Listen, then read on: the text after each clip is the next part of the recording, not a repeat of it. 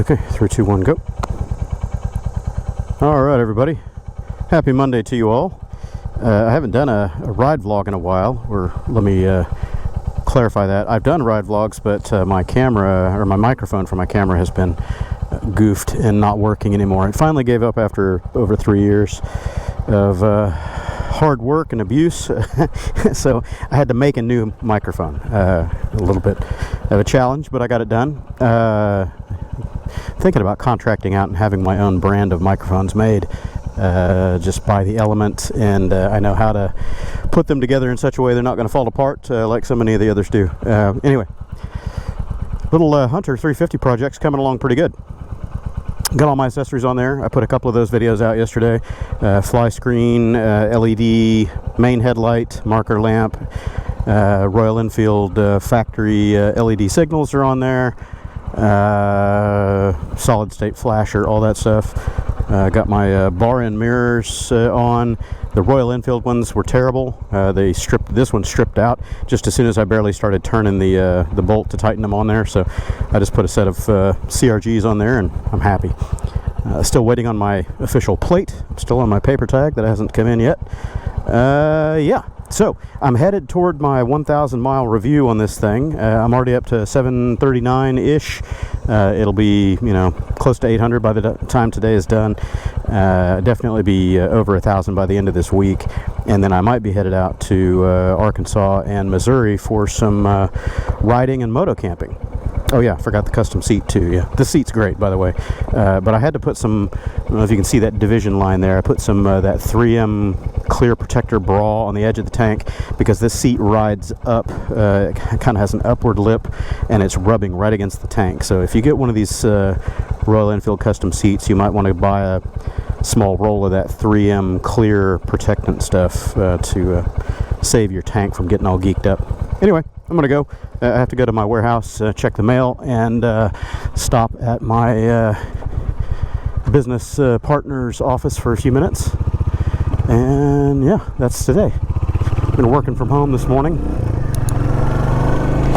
Got most of my early chores done, so now I'm just kind of mopping up and goofing off for the afternoon, I think. This thing is getting crazy good gas mileage. I'm only into my third tank of fuel on the bike, and I'm at 739 miles, so that kind of tells you how things are going. My last tank that I did was the first full tank after the 300 mile service, and that returned 86.5 miles to the gallon. It's like 200 and something miles, and the gallons that I put in it calculated out to 86.5. So that means this thing should have just shy of a 300 mile range on a tank of fuel. That's great. And I hope my camera behaves itself today. We're going to find out. I might be talking to myself again.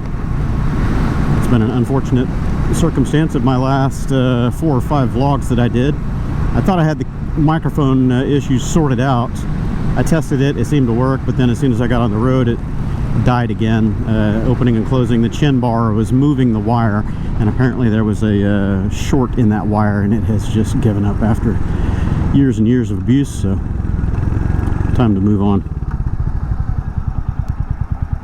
The microphones that I've been using are Cardo microphones from older the G9 Scala headsets, pre-Pack Talk, much older communicators, but the microphones had standard 1/8 plug on them instead of the tiny, 3.5 millimeter plug instead of the 2.5 millimeter plug. So they plugged right into this GoPro audio adapter without any problem. And the newer ones have a proprietary 2-pin connector on there that you just can't get anywhere. So I've been thinking about contracting out to have an adapter made from that little proprietary 2-pin out to a standard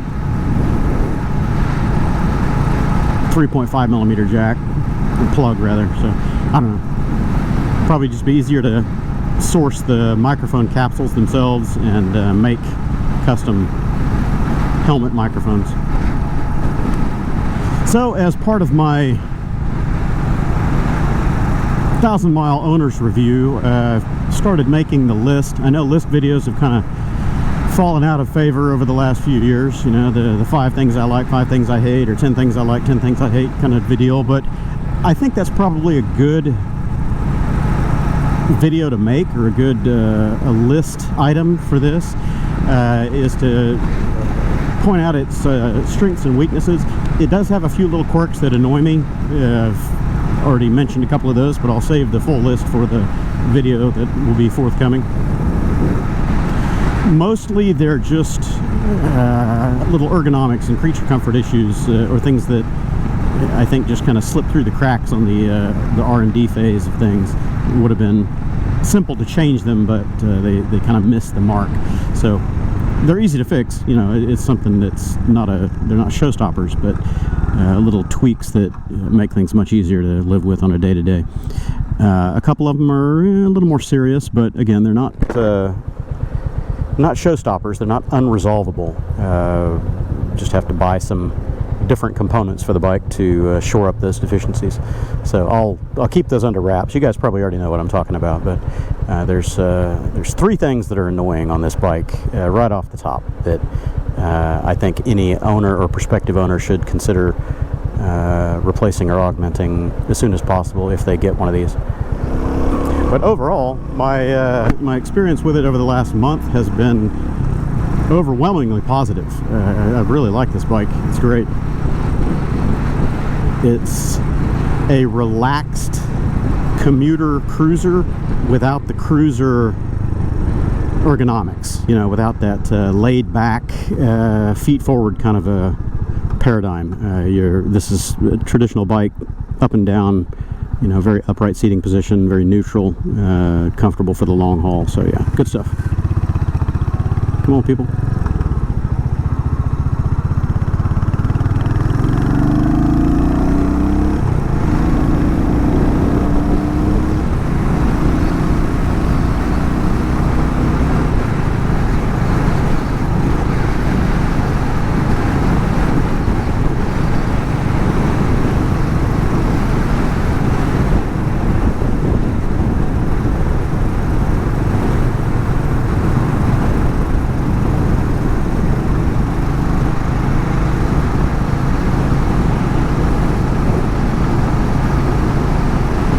On the camera front, I'm still running the GoPro Hero 11. As I mentioned, I rebuilt my microphone solution, and the mounting of it isn't quite the way I like inside. Like right now, it's tickling my chin and bothering me. Keep thinking I've got something in my helmet. Yes, I do. It's a microphone, but it's not where I want it. So I'll have to sort that out. But the camera, I'm running Polar Pro neutral density filters right now. And hey, slipped out of gear. That's the first time. No, I've never slipped out of gear on this before. That's interesting. So I've got a Polar Pro ND filter on there. I think I'm running number 8 right now, ND 8, for bright light. See if it gives any better exposure on the camera. I'm not sure if it's going to be different. I'll probably have to adjust it in post, you know, do some tweaking for light levels and that sort of thing, but we'll see. Everybody says if you're gonna run bright daylight with the GoPros, you should mess with your ISO and run neutral density filters for better exposure. I've never tried that, so you know, today's the first run. See how it works. Got a bunch of bikes. And it's windy AF today. We got 18 to 20 mile an hour winds. It's pretty gusty today out here. I haven't had a chance to call around and try to contract a metal fabrication shop to do the pannier supports yet. I did get those SW Motec SLC construction kits, so it's the raw hoop or frame, and I just have to get the standoffs and the brackets and everything made to fit on the Hunter. So I'm looking at other examples online to see other pannier racks and side supports to see how they're attaching. So So I've got some ideas to suggest to the machine shop on what to do. I'm sure they'll be able to figure it out just by looking at it. It won't be hard. We just need to figure out the placement for aft, you know, figure out how far forward or back it's going to be of the rear shocks. I don't really want the load to be behind the rear axle. I'd much rather have the load either directly above the rear axle or slightly forward, but I want to make sure that they don't sit far enough forward that they would be in the pillion leg or foot position if I ever ride with a pillion on here. So, well, I'll figure it out. I'll set them just low enough that when I put a dry bag across the back seat, that the dry bag sits flat over the top of the bags that are attached to those carriers. So it'll be a flat plane.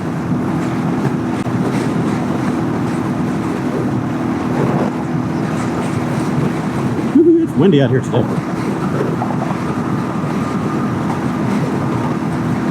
We have storms coming in apparently tomorrow. I'm not sure what time, but we've got rain in the forecast Tuesday through Friday of this week.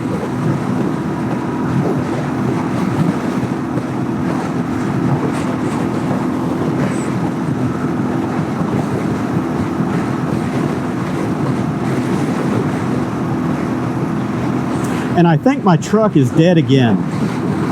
It was running fine. The guys over at Christian Brothers helped me sort out that coolant leak.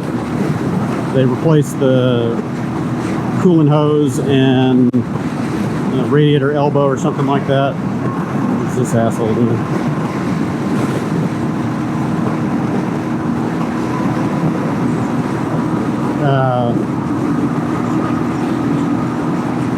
They helped me sort out those coolant leaks and replace the parts free of charge, just because of the trouble that I had on my initial visit with them. So it was due to go back and have the radiator flushed out again, the cooling system flushed out, because it's still kind of brown and nasty. But unfortunately, it hit a snag again Thursday or Friday of last week. I started it up in the morning to take my daughter to school, and it's just belching white smoke everywhere. So that means I've lost a head gasket. It's leaking down into one of the cylinders and burning antifreeze. So that might be the end of that motor, at least for a while. It's not worth it to repair that. I would probably just look around for a salvage engine out of a junkyard, you know, that's got low-ish miles on it or whatever, and refurbish that engine. Put fresh gaskets all the way around it and do a top-end job, whatever, and throw that in the truck sooner than I would pay to have the existing engine remediated, you know, because there's so much labor in that, just wasting effort. So, I'm back on two wheels exclusively, rain or shine, for a while. The rain later this week will be interesting. We'll see how bad it gets. I'm not sure if I'll commute on this or a different bike. I haven't really had these tires out in the rain yet. I know they're not going to be ideal. Well, we got a bunch of aggressive ass wipes in trucks today, don't we?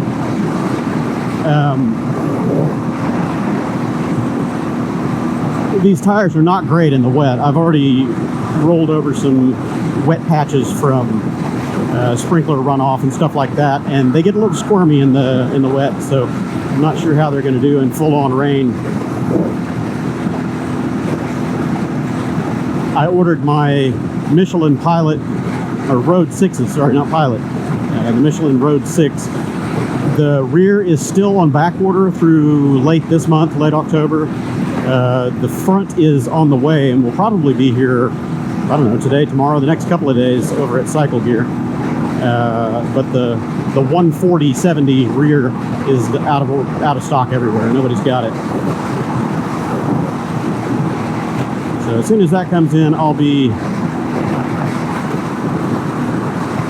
putting better shoes on this thing, so I don't have to worry so much about wet weather and winter time, fall riding, stuff like that. I was hoping to have fresh rubber on it before I go on my first long road trip, but whatever. It is windy out here today. Woo! Man, this thing does pretty well in crosswinds, but it's getting boxed pretty good today because it's inconsistent, left, right, left, right.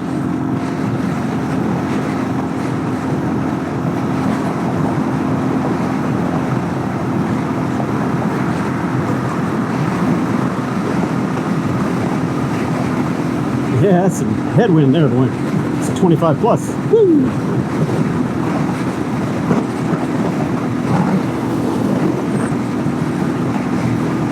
It still has plenty on tap. You know, I'm just rolling along at about half throttle. It's doing good.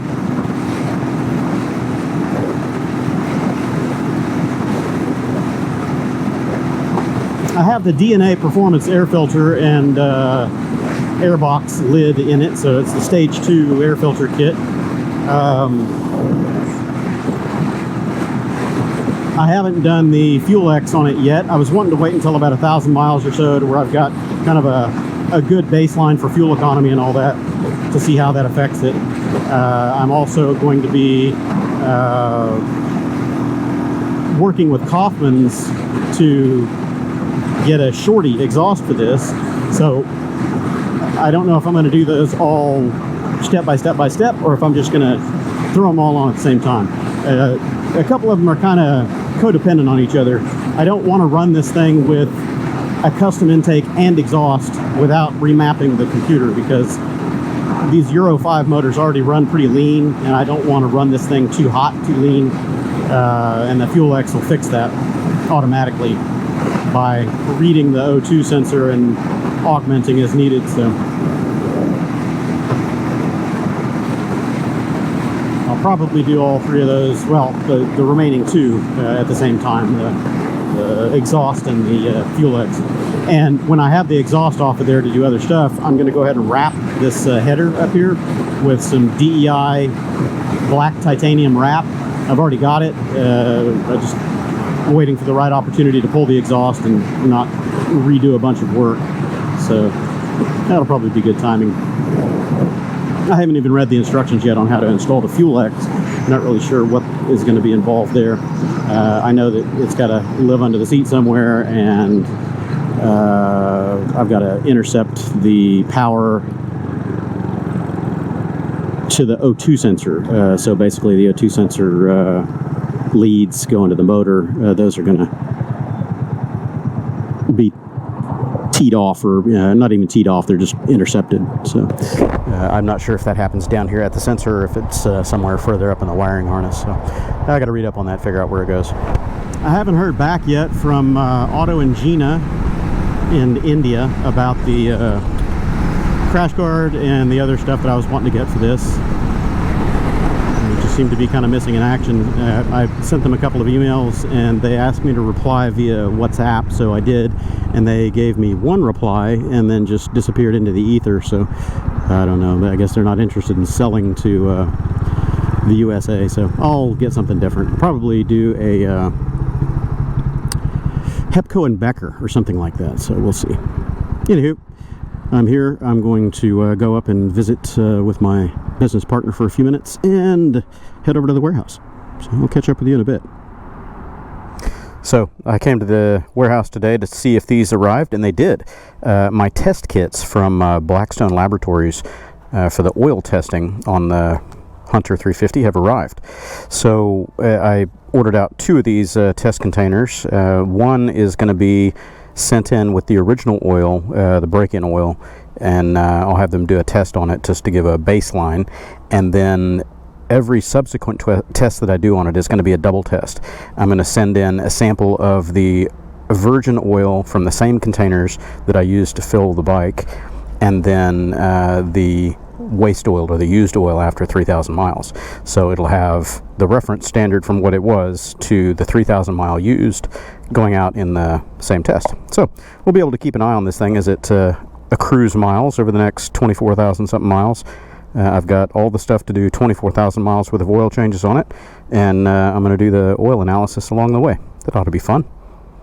All right, headed out. go back and have lunch with my wife. She's cooking oven-baked salmon and dill rice and some other stuff today, so that ought to be tasty. Vroom, vroom.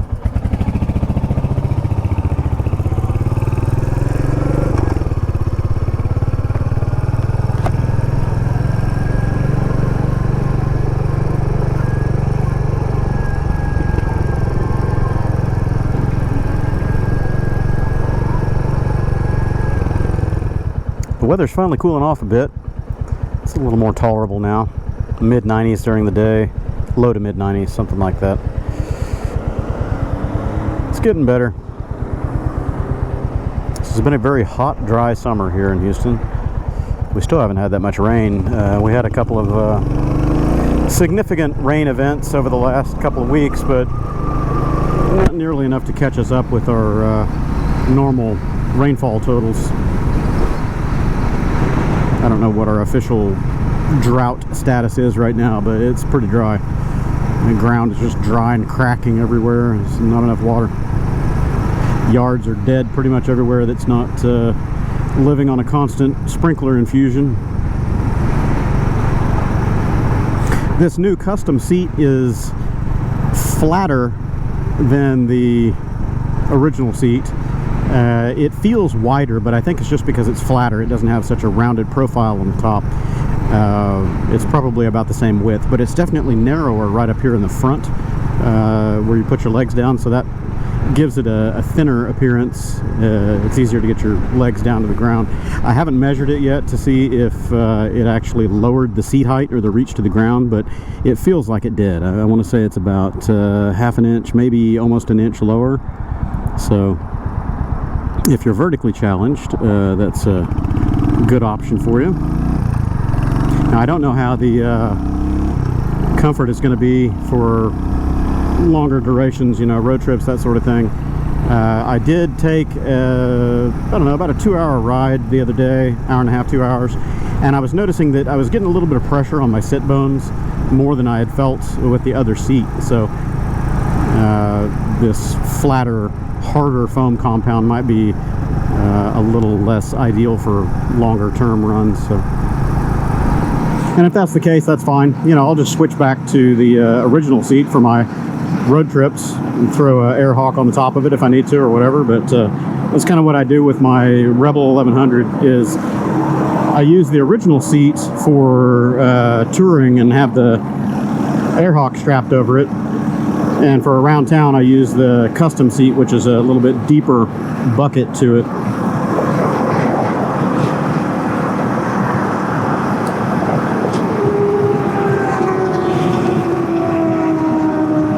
$120 plus. Zoom, zoom.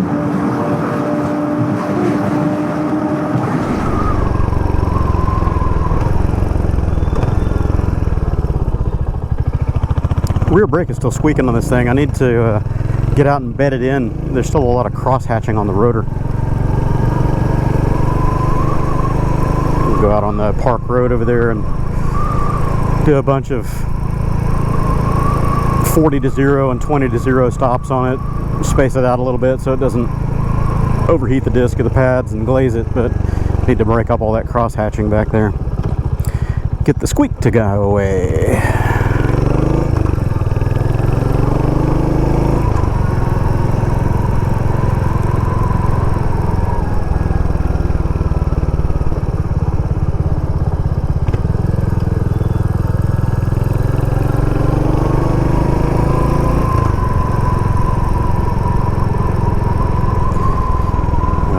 I guess we have company.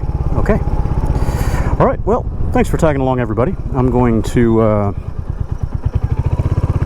head in, have some salmon and rice, dill rice, and probably take the little Navi over to the store and pick up some dessert. I've been hankering for a Klondike bar. What would you do for a Klondike bar? Ice cream sandwiches just sound good. I don't know why. I haven't had one of those in forever, so I think today is the day. I'm just going to go get a pack of those and sit out here in the sun and relax.